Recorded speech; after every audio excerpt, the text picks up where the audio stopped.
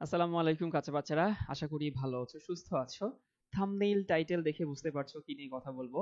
তোমাদের অনেকের মধ্যেই এই প্রশ্নগুলো ঘোরাফেরা করে যে ভাই আমি ইয়ার লস দিতে চাই, তাতে কি কি অসুবিধা হবে? আমি কি বুয়েটে পরীক্ষা দিতে পারবো কিনা, মেডিকেলে পরীক্ষা দিতে পারবো কিনা, বা ডিউতে পরীক্ষা দিতে পারবো কিনা। আরেকটা জিনিস হচ্ছে যে ইয়ার লস দিলে শুধু তো এই টেকনিক্যাল ঝামেলার বাইরে তো ঝামেলা আছে। তোমার বন্ধুরা সবাই 1 বছর আগে চলে যাবে, তুমি 1 বছর পিছায় থাকবা, সেটা নিয়ে কথা হবে। ওই সাইকোলজিক্যাল ইম্প্যাক্টে আসলে কি পড়ে। আর তারপরে হচ্ছে অনেকের মধ্যে এই ব্যাপারটা কাজ করে যে ভাইয়া আমি ইয়ার লস দিব তো কতটুকু পিছিয়ে থাকলে ইয়ার লস দিব।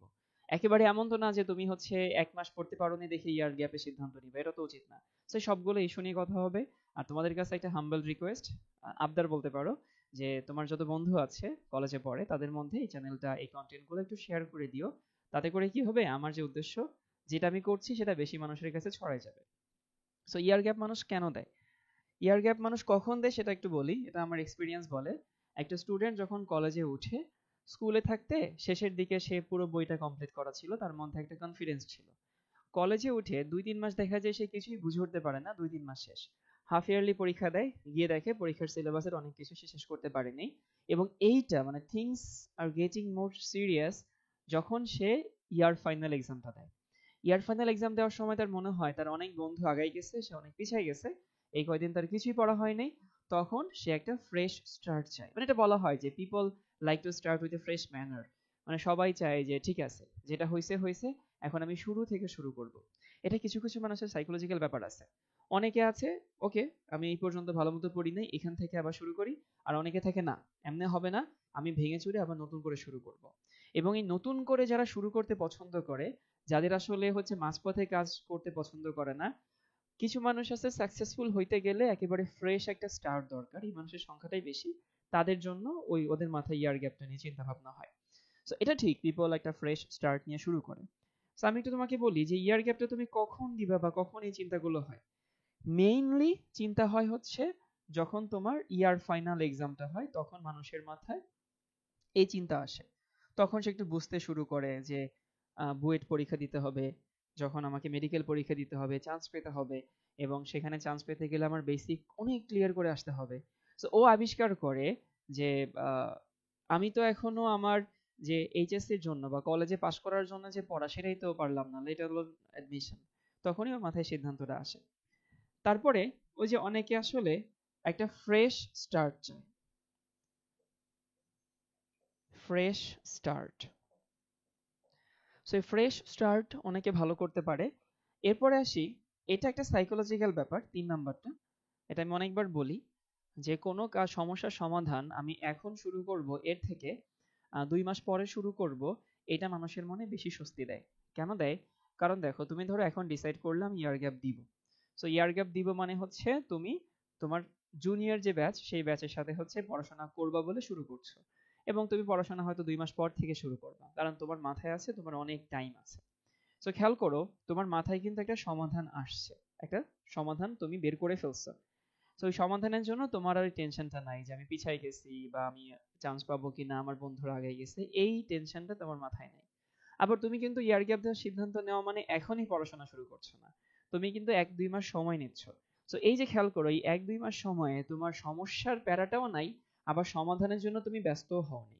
তো এইটা আমাদের মাথায় একটা, কি বলা চলে, সাইকোলজিক্যাল রিল্যাক্সেশন দেয়। এটা মানুষ খুবই পছন্দ করে।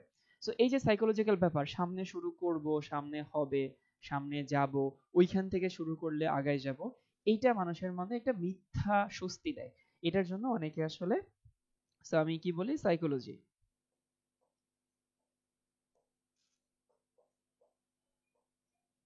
এইটা আছে কিনা আমি জানি না, বানানটা হয়তো ভুল হতে পারে। এইটার জন্য আসলে অনেকে ইয়ার গ্যাপ দেওয়ার সিদ্ধান্ত নেয়। এখন আমি একটু তোমাদেরকে বুঝাই বলবো ভাইয়া, কখন আসলে তোমার এই ইয়ার গ্যাপ দেওয়ার আসলে সিদ্ধান্ত নেওয়া উচিত। প্রথমে বলে দিই, ইয়ার গ্যাপ দিলে কি তোমার কি কি সমস্যা আছে। তুমি কি বুয়েটে পরীক্ষা দিতে পারবা? ইয়ার গ্যাপ বলতে কি বোঝায়? ইয়ার গ্যাপ বলতে বোঝায় ধরো কোন একটা র্যান্ডম স্টুডেন্ট, আমি ধরে নিলাম সেই র্যান্ডম স্টুডেন্টের এসএসসি হচ্ছে 25, ধরে নিলাম। এরপরে সে 26-27 সালে তার এইচএসসি হওয়ার কথা, কিন্তু সে মাঝখানে 1 বছর লস দিল, সেই এইচএসসি দিল হচ্ছে 2028। এরকম একটা স্টুডেন্ট আমি ধরে নিলাম যে তুমি এই টাইপের একটা স্টুডেন্ট, এসএসসি 25, এইচএসসি হচ্ছে 28। এরকম যদি ঘটনা ঘটে তুমি কি বুয়েটে পরীক্ষা দিতে পারবা? উত্তর হচ্ছে পারবা, কোনো সমস্যা নেই। সো বুয়েটে এক্সাম দিতে পারছো, এবং এখানে কোনো ক্ষতি হয় না। ক্ষতি হয় না বলতে তোমার কোনো নাম্বার কাটা যায় না, কিছুই কাটা যায় না। এরপরে আসি, মানে বুয়েটে ওরা সার্কুলারে বলে দেয় যে ধরো এই 28 ব্যাচের কোন একটা স্টুডেন্ট যে বুয়েট 28-এ পরীক্ষা দিবে, ওই সার্কুলারে প্রিভিয়াস ইয়ারের সার্কুলার অনুযায়ী এরকম লেখা থাকবে এইচএসসি হইতে হবে 2028 এবং এসএসসি হইতে হবে 2026 অথবা 2025, এরকম লিখে দেয়। এরপরে বলি তুমি কি ডিউতে পরীক্ষা দিতে পারবা? উত্তর হচ্ছে পারবা। সো ডিউতেও কোনো সমস্যা হবে না, টেকনিক্যালি কোনো সমস্যা হবে না। এরপরে সে তুমি কি মেডিকেলে পরীক্ষা দিতে পারবা? সো 2023 2022 এই সার্কুলার অনুযায়ী তুমি পারতা না। আবারও বলি 2023 এবং 22-এর সার্কুলার অনুযায়ী ওরা বলেই দিছে এইচএসসি পরীক্ষা 2 বছরের মধ্যে শেষ করতে হবে। মানে এসএসসি এবং এইচএসসির মাঝখানে 2 বছরের কোনো গ্যাপ থাকা, এর বেশি কোনো গ্যাপ থাকা যাবে না, ওরা বলে দিছিল। কিন্তু লেটেস্ট যে সার্কুলার, আমি যখন ভিডিওটা বানাচ্ছি তখন লেটেস্ট সার্কুলার অনুযায়ী 24। সো লেটেস্ট সার্কুলার অনুযায়ী তুমি পরীক্ষা দিতে পারবা, কোনো সমস্যা নেই। ওরা বলে দিছিল এরকম যে 2024 সালে 24-এর সার্কুলারে লেখা ছিল 24 সালে এইচএসসি দিতে হবে অথবা 23 সালে এইচএসসি দিতে হবে, কারণ যেহেতু সেকেন্ড টাইমার আছে। আর এসএসসি হচ্ছে 2021-এর পেছনে হবে না। তাহলে খেয়াল করো 2021-এ এসএসসি হইতে হবে, 23-এ হইলে পাক্কা 2 বছর, 24-এ হইলে কিন্তু 3 বছর হয়ে যায়। সো লেটেস্ট সার্কুলার অনুযায়ী পারবে, এই 22-23-এর সার্কুলার অনুযায়ী কিন্তু পারবে না। এখন আমরা ধরে নিচ্ছি যে পরের বছরগুলোতে এই 24-এর সার্কুলারই ফলো করবে, ধরে নিচ্ছি, এবং কোনো নাম্বার কাটা যাবে না। নাম্বার কাটা যায় হচ্ছে তাদের জন্য যারা হচ্ছে এই যে ধরো ওরা বলে দিছে 23-এ, সো এইচএসসির পরে 1 বছর গ্যাপ দিলে কিন্তু নাম্বার কাটা যায়, কিন্তু এসএসসির পরে 1 বছর গ্যাপ দিলে কোনো নাম্বার কাটা যাবে না। সো লেটেস্ট সার্কুলার অনুযায়ী তুমি যদি ইয়ার লস দাও তোমার কোনো নাম্বারও কাটা যাবে না, তুমি স্মুথলি পরীক্ষা দিতে বসতে পারবা, কোনো প্যারা নাই। আশা করি এটা বুঝতে পারছো। তাহলে টেকনিক্যালি তুমি যে ড্রিমটা বড় লাইনে বাংলাদেশের স্টুডেন্টদের ড্রিম থাকে, কোনো জায়গায় তোমার সমস্যা হচ্ছে না। কিন্তু টেকনিক্যাল সমস্যার বাইরে কিন্তু অনেক সমস্যা আছে, সেগুলো তোমাদেরকে একটু বুঝাই দিই। প্রথমত তোমার কোনো মার্জিন অফ এরর থাকে না আর, কারণ এইবার তুমি না হয় চিন্তা করছো ইয়ার লস দিবা, কিন্তু এর পরের বার তুমি যদি ঠিকমতো পড়তে না পারো, তুমি যদি অসুস্থ হও, তোমার ফ্যামিলিতে যদি কোনো সমস্যা হয়, there is no margin of error. So that's a demerit, এবং এটা হিউজ ডিমেরিট। কারণ কি, তুমি এইবার না হয় হেলায় ফেলায় ফাঁকিবাজি করে তারপর ইয়ার লস দিলা, কিন্তু পরের বছর যদি আসলেই কোনো সমস্যা হয়ে থাকে, হতেই পারে, আমরা তো জানি না, আমাদের ফ্যামিলিতে যে কোনো সময় যে কোনো ইস্যু আসতে পারে, তোমার কিন্তু এই মার্জিন অফ এররটা থাকছে না। এরপর আসি, তোমার বন্ধুদের থেকে তুমি 1 বছরের ছোট হয়ে যাবা। মানে এটা তোমরা হয়তো টের পাচ্ছ না, তোমার বন্ধুরা ধরো এইচএসসি পরীক্ষা দিবে, সবার মধ্যে পরীক্ষা নিয়ে পোস্ট করবে ফেসবুকে, তোমার ভালো লাগবে না। পাড়া মহল্লাতে তোমার বন্ধুরা এইচএসসি পরীক্ষা দিচ্ছে, তুমি দেখছো ফর্ম ফিল আপ করছে, টেস্ট পরীক্ষা দিচ্ছে, এটা তোমার ভালো লাগবে না। অনেক সাইকোলজিক্যাল একটা প্রেশার তোমার মধ্যে আসবে। অথবা ধরো তোমার বন্ধুরা আরো বেশি সমস্যায় পড়বা, তোমার বন্ধুরা যখন চান্স পেয়ে যাবে, কেউ বুয়েটে চান্স পেয়ে গেছে, কেউ মেডিকেলে চান্স পেয়ে গেছে, কেউ ডিউতে চান্স পেয়ে গেছে, এবং চান্স পাওয়ার পরে ওই বন্ধুদের মধ্যে একটা ব্যাপার আসে, মানে নিজের নাম না ডেকে ডাকে হতেছে বুয়েটিয়ান, ধাবিয়ান, মেডিকেলিয়ান, ডিএমসিয়ান, এই টাইপের নামে ডাকে। তো চারিদিকে দেখবা যে যেহেতু তুমি ওই কমিউনিটি বিলং করো, তুমি এটা ঘুরে ফিরে তোমার মাথায় ওই শব্দগুলো বেশি আসবে, ওই পোস্টগুলো তুমি বেশি দেখবা, এগুলো তোমার ভাল লাগবে না। আরেকটা হচ্ছে যে পেশেন্স, মানে তুমি হয়তো, মানে the decision you have taken that I will go for improvement, I will go for year loss, that was an adrenaline driven decision। মানে পারি নাই, সামনে হবে, যে বললাম না এটা সাইকোলজিক্যাল রিল্যাক্সেশন দেয়। কিন্তু একটা হচ্ছে তুমি ডিসাইড করলা, আরেকটা হচ্ছে সেই ডিসিশন তোমাকে ফুলফিল করতে 1টা বছর লেগে থাকা। এটা কিন্তু আসলে খুব টাফ জিনিস। টাফ জিনিস মানে হইতেছে, মানে প্রেমে পড়াটা সহজ, কিন্তু অনেকদিন ধরে প্রেমটা ধরে রাখা অনেক কঠিন। স্বাধীনতা অর্জন করা সহজ, বাট ধরে রাখাটা কিন্তু অনেক কঠিন। সো ব্যাপারটা হচ্ছে এরকম, তুমি ডিসাইড করলা, that's an adrenaline driven decision, যে আমি আবেগে ডিসিশন নিয়ে ফেলছি। কিন্তু ওই 1টা বছর এক্সট্রা মনোযোগ ধরে রাখা, আর বাংলাদেশের কলেজ লাইফ এত প্লিজেন্ট ইয়ার না, মানে এত সুন্দর সুখকর সময় না, এখানে প্রতিনিয়ত প্রচুর প্রেসারে থাকতে হয়। সো এটা হ্যান্ডেল করবা, এটা হ্যান্ডেল করবা, তারপরে গিয়ে তুমি সারাটা বছর পড়াশোনায় হইতেছে ধরে রাখবা, এইটা আসলে একটু টাফ হয়ে যাবে, আসলে একটু টাফ হয়ে যাবে। তারপরে আসি, দেখো তুমি, তোমার যে বন্ধুরা ছিল সেই বন্ধুরা তোমার থেকে সিনিয়র, সো পড়াশোনা করতে হলে কিন্তু বন্ধুদের সাথে যোগাযোগ করতে হয়, গ্রুপ স্টাডি করতে হয়, জিজ্ঞেস করতে হয়, কমিউনিটিতে ঘুরতে হয়। কিন্তু এখন যেটা হবে, তোমার জুনিয়রদের কাছে তুমি কিন্তু অত ভালো মিশতে পারবা না। ওদের কাছে যে কোনো কিছু গিয়ে জিজ্ঞেস করতে পারবা না। তো দেখা যাবে তুমি একটা লোনলিনেস ফিল করবা, এটা একটা বড় পেইন। যদি অনলাইনে সুবাদে পড়াশোনা এখন অনলাইনে সবই করা যায়, সব সমস্যার সমাধান অনলাইনে পাওয়া যায়, but still you will feel lonely, তোমাকে বলে দিচ্ছে এটা।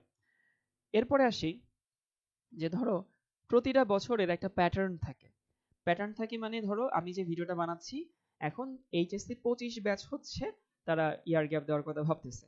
এখন এইচএসসি 25 এবং 26 এদের মধ্যে কিন্তু কাহিনী আছে। কেন কাহিনী আছে? এইচএসসি 25 কিন্তু শর্ট সিলেবাস, 26 আবার ফুল সিলেবাস। সো 25 যদি কেউ হচ্ছে ইয়ার গ্যাপ দিতে চায় তাকে কিন্তু আরো বেশি ভাবতে হবে, কারণ 26 ব্যাচে কিন্তু ফুল সিলেবাসে তাকে পরীক্ষা দিতে হবে। এখন শর্ট সিলেবাসে তুমি কভার করতে পারো নাই, ফুল সিলেবাসে তুমি কেমনে কভার করবা? আর যদি 26 কেউ এই কথা চিন্তা করে থাকো তাহলে ওই ইস্যুটা নাইটার মধ্যে, কারণ 26 ফুল সিলেবাস, 27 ফুল সিলেবাস। কিন্তু তারপরও দেখো একটা ব্যাচে তুমি যখন ছিলা, তুমি সেই ব্যাচের প্যাটার্ন অনুযায়ী আগাইছো, কোয়েশ্চেন সলভ করার সময় সেই ব্যাচের কথা মাথায় রেখে আগাইছো, স্যারা তোমাকে পড়ানোর সময় তোমার ব্যাচের কথা মাথায় রেখে পড়াইছে। সো কিছু তো ডিস্ট্রাকশন থাকবে, কিছু তো আসলে দূরত্ব তৈরি হবেই। এটা খুব মেজর ইস্যু না, বাট স্টিল এটা একটা ইস্যু হয়ে দাঁড়াবে। এরপরে কেউ যদি প্রেম টেম করে থাকো, তোমার গার্লফ্রেন্ড তোমার সিনিয়র হয়ে যাবে, সেটা একটা ইস্যু। সো আমার কথা হচ্ছে, আমি তোমাকে বলে দিছি তুমি ইয়ার লস দিবা কি দিবা না, তুমি এটা ডিসাইড করতে পারবা।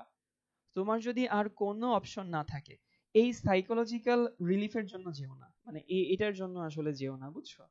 কারণ এইটা একটা মিথ্যা আশ্বাস, মিথ্যা স্বস্তি।